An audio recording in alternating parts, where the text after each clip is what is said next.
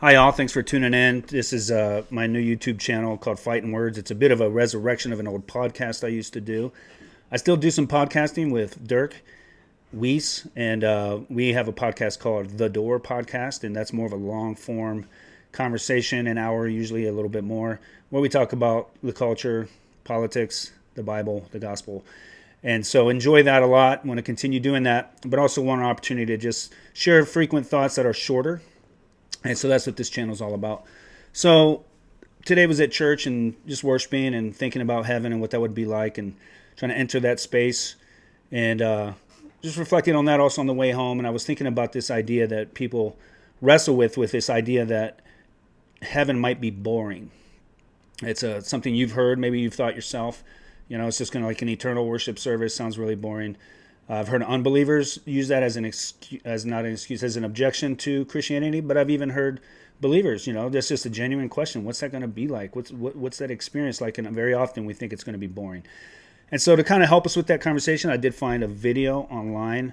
There's a couple guys that are wrestling with this, so I'll play a little bit of that, and then we'll touch base.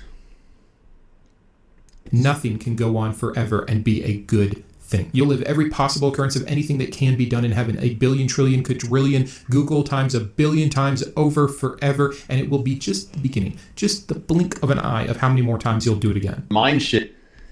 So there's basically explaining that the reason that we're going to be bored is because it's going to go on forever and we're going to be repeating the same things over and over again. And, you know, I can relate to that a bit. You know, you go to a theme park and you ride the same roller coaster over and over again.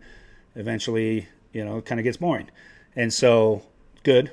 What's the answer to that? Well, this guy here provides a response, so let's listen to that. Jeff, who made a video about heaven, and he was pointing out the problem of eternal boredom in heaven. In one regard, I don't understand the point, because we have to remember heaven is not a way to sing on a cloud forever. It's the resurrection. We're going to return to this earth and this plane of existence. And given how big the universe is, there's a lot to explore and enjoy. If we're living forever, I think that's going to be part of our goal, is to turn the whole universe into Eden. It's going to take some time. You're still going to be there for trillions upon trillions of years. Yeah, but I mean, if we're talking about an infinite God, there's going to always be infinite changes and experiences. God is not.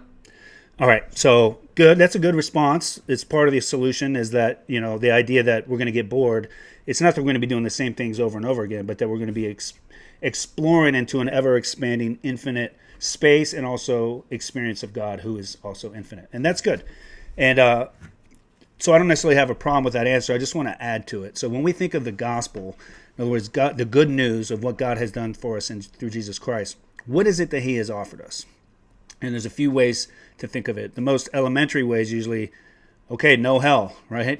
I get to not go to hell and not be in trouble. And it's really an absence of something. As you grow in your faith, you come to learn that, well, really what's being offered is that when Jesus died, the veil was torn and we're offered a relationship connection with God, a relationship with God. And that's good. That's kind of another level. But there's more to it. And I would say that's not the ultimate promise. In a sense it is, but there's something missing. In other words, for us to be able to have a relationship with God. And what that is relatability with God. In other words, we are offered a transformation. So when we think of going to heaven, I think part of the challenge is that we think of ourselves going there in our current state. And then, of course, boredom becomes part of the consideration. So there's this idea in theology called divinization. And the root word there being divine, which means God, basically holiness, godliness. And that we as Christians are being transformed, that we aren't, the promise is not that we would remain as we are, but that we would become like God. Because if we are going to have a relationship with God, if we are going to engage with him and spend eternity with him, then we need to be compatible with him. In our current condition, we're not. So there's a lot of passages in the Bible where we could go to, but again, this is going to be a short video. So I'm just going to go to one. This is 2 Peter 1, talking about what God has done for us in the gospel. His divine power has granted to us all things that pertain to life and godliness. So God has done this in Jesus Christ. He's through his divine power, he's given us all things that pertain to life and godliness. Through the knowledge of him who called us to his own glory and excellence, verse 4, by which he has granted to us his very precious and great promises. Okay, what are these promises, Peter? so that through them you may become partakers of the divine nature.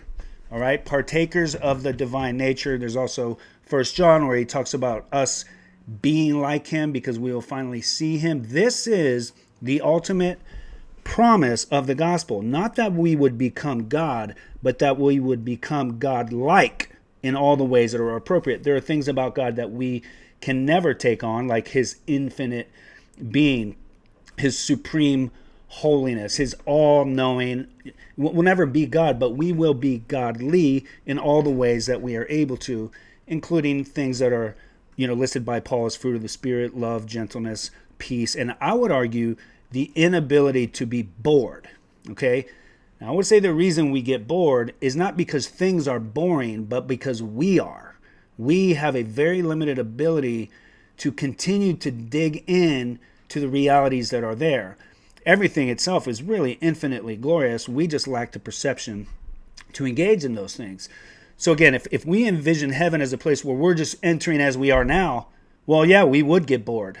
Worse than that, we'd be destroyed in our sin, but we'd be bored because we lack the ability to be amazed.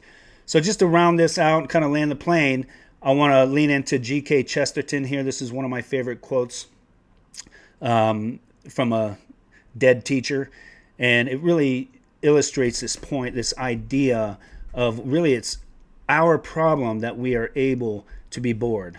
All right?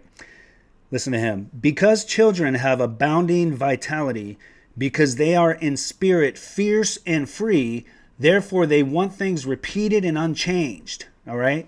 So remember, this guy was saying, we're just going to be in heaven repeating the same things over and over again. And G.K. Chesterton is saying, kids are like that. They want things repeated and unchanged. They always say, do it again, do it again. And the grown-up person does it again until he is nearly dead. Right?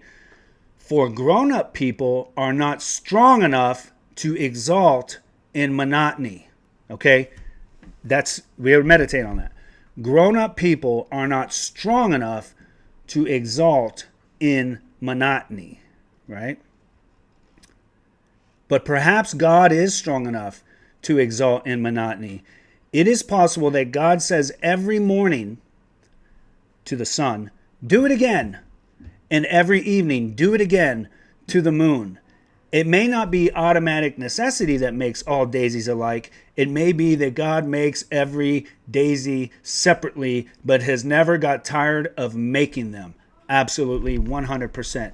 It may be that he has the eternal appetite of infancy, for we have sinned and grown old, and our Father is younger than we. Beautifully put. G.K. Chesterton, bringing it home. Heaven appears that it will be boring only because we have sinned and grown old, and the promise of the gospel is that God will give us once again the ability to exalt in monotony. That's this week's Fighting Words.